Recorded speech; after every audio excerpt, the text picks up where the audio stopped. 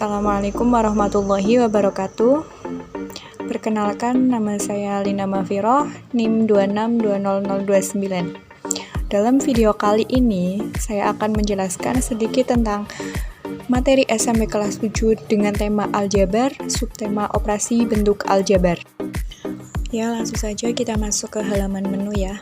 Di sini ada tujuan pembelajaran, ada materi pembelajaran, dan LKPD atau lembar kerja peserta didik. Sebelum masuk ke materi, kita juga harus mengetahui ya apa sih tujuan pembelajaran dari materi aljabar yang akan kita pelajari pada video kali ini. Tujuan pembelajaran dari materi operasi bentuk aljabar yang pertama, dengan diberikan gambar tentang masalah bentuk aljabar, siswa dapat mengenal bentuk aljabar. Yang kedua, dengan diberikan video penjelasan tentang materi aljabar, siswa dapat memahami penjumlahan bentuk aljabar. Yang ketiga, dengan diberikan video penjelasan tentang materi aljabar, siswa dapat memahami pengurangan bentuk aljabar. Yang keempat, dengan diberikan video penjelasan tentang materi aljabar, siswa dapat menerapkan operasi hitung pada bentuk aljabar untuk menyelesaikan soal. Nanti akan disajikan gambar tentang masalah bentuk aljabar, jadi kalian harus bisa mengamati agar kalian dapat mengenal apa sih itu bentuk aljabar. Terus nanti dalam pembelajaran juga akan disajikan video berupa materi agar kalian dapat memahami operasi bentuk aljabar, baik itu penjumlahan maupun pengurangan. Dan kalian juga dapat menerapkan operasi hitung pada bentuk aljabar untuk menyelesaikan berbagai macam permasalahan pada soal. Ya, langsung saja kita masuk ke pokok bahasan ya. Apa sih yang akan kita pelajari? Yang pertama, aljabar. Kita akan mempelajari bentuk dari aljabar, penjumlahan bentuk aljabar, serta pengurangan bentuk aljabar. Nah, bisa dilihat ya dalam gambar, itu ada gambar jeruk ya, dan gambar apel. Nah, itu kita jumlahkan ada berapa sih jeruk yang ada di gambar. Itu kan udah tertera ya, ada 3 jeruk sama dengan 3J, 2 apel sama dengan 2A. Nah, kita misalkan bahwa jeruk itu J, jadi ada 3 jeruk berarti sama dengan 3J. 2 apel, kita misalkan apelnya itu A, berarti sama dengan 2A. Lalu bagaimana kalau kita jumlahkan? Nah, di sini ada berarti 3J plus 2A atau 3 jeruk dan 2 apel. Nah, itu yang dinamakan bentuk dari aljabar. Nah, ada keterangannya, huruf J dan A disebut variabel atau peubah. Sedangkan angka 3 di depan huruf J dan angka 2 di depan huruf A disebut koefisien. Jadi bentuk aljabar itu terdiri dari variabel atau peubah dan koefisien. Yang dinamakan variabel itu huruf yang di depan angka 3 dan angka 2. Ya, di situ ada J dan A. Sedangkan koefisiennya itu angka 3 dan angka 2-nya ya. Sampai sini paham ya bentuk dari aljabar. Langsung kita masuk ke penjelasan berikutnya. Nah, yang selanjutnya ada gambar percakapan antara Doraemon dan Nobita. Nah, bisa kalian simak ya percakapannya. Yang pertama dari Doraemon. Nobita, aku membelikanmu 2 pulpen dan 3 pensil dan sudah aku letakkan di meja. Nobita menjawab, wah Doraemon, padahal aku sudah punya 2 pulpen dan 2 pensil. Terima kasih. Tidak apa-apa, simpan saja sebagai cadangan. Seperti itu ya percakapannya lah. Dari percakapan tersebut, dapatkah kamu hitung berapa pulpen dan pensil yang dimiliki Nobita sekarang? Nah, tadi kan Nobita udah punya pulpen dan pensil ya, terus dibelikan Doraemon. Ada berapa tuh? Nah, ini di sebelah kiri ya penyelesaiannya. Kita cari dulu pulpen dan pensil yang dimiliki Nobita sebelumnya. Kita hitung, ada 2 pulpen dan 2 pensil. Selanjutnya, pulpen dan pensil yang diberikan oleh Doraemon.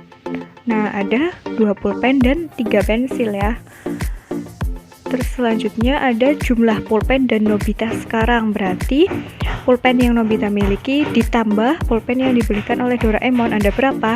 2 ditambah 2 ada 4 pulpen. Sedangkan pensilnya ada 2 ditambah 3 ada 5 pensil. Seperti itu. Nah, jika simbol pulpen adalah X dan pensil adalah Y, maka pulpen dan pensil Nobita sebelumnya, berarti ini kita jadikan bentuk aljabar. Dimisalkan dulu bahwa pulpen adalah X dan pensil adalah Y. Nah, jumlah awal pulpen dan pensil dari Nobita berarti 2 pulpen dan 2 pensil. Berarti kita bisa tuliskan 2X dan 2Y seperti itu. Selanjutnya, pulpen dan pensil yang dibelikan Doraemon ada 2 pulpen dan 3 pensil. Berarti kita bisa tuliskan 2X dan 3Y. Selanjutnya, lalu berapa jumlah pulpen dan pensil Nobita sekarang? Nah, ini tinggal kita jumlahkan ya. Tadi kan penjumlahannya belum berbentuk aljabar lah. Kita udah punya bentuk aljabar dari jumlah awal dan jumlah yang setelah dibelikan oleh Doraemon. Kita jumlah aja ya, berarti 2X plus 2Y ditambah 2X plus 3Y sama dengan, nah ini kita kumpulkan variabel yang sama dulu biar kita menjumlahkannya itu mudah. Berarti 2X plus 2X plus 2Y plus 3Y. Nah, sama dengan kita bisa keluarkan Y-nya ya dengan X. Berarti 2 plus 2 dikali X ditambah 2 plus 3 dikali Y. 2 plus 2 sama dengan 4 dikali X, 4X ya.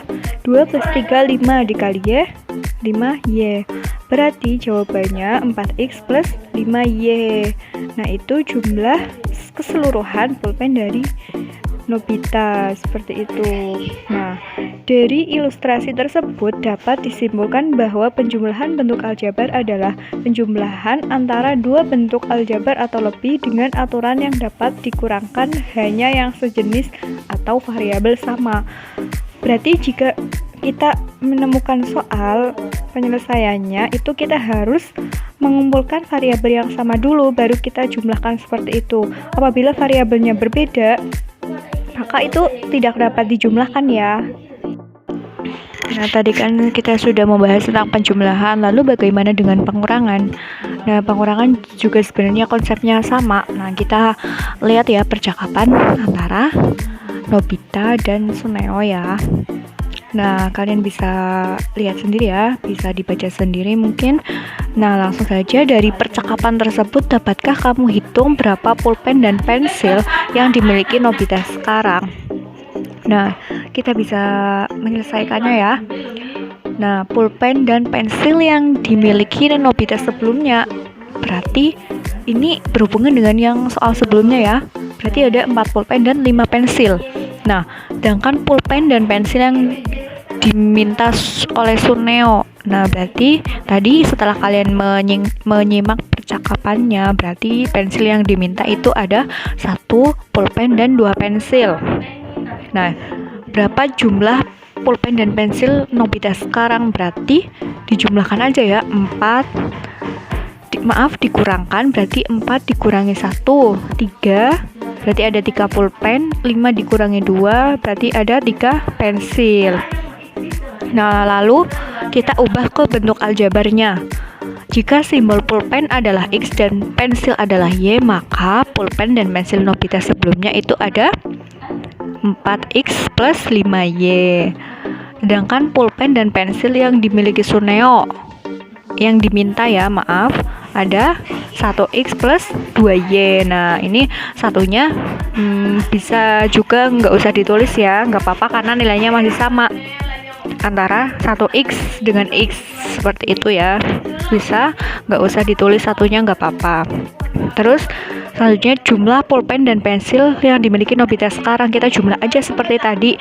Tapi kan ini berarti pengurangan ya, pengurangan 4X plus 5Y dikurangi X plus 2Y. Nah, penyelesaiannya sebenarnya sama ya, hanya saja ini dikurangkan.